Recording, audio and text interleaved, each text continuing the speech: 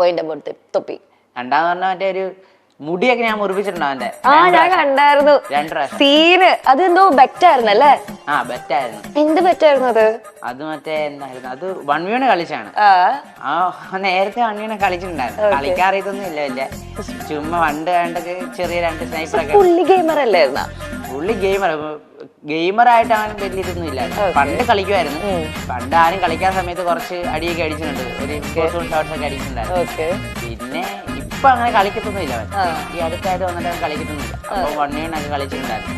അതിനെ മുടി മുറിക്കാന്ന് പറയുന്നത് ക്രിസ്ത്യാനോ മൊട്ട അടിക്കണം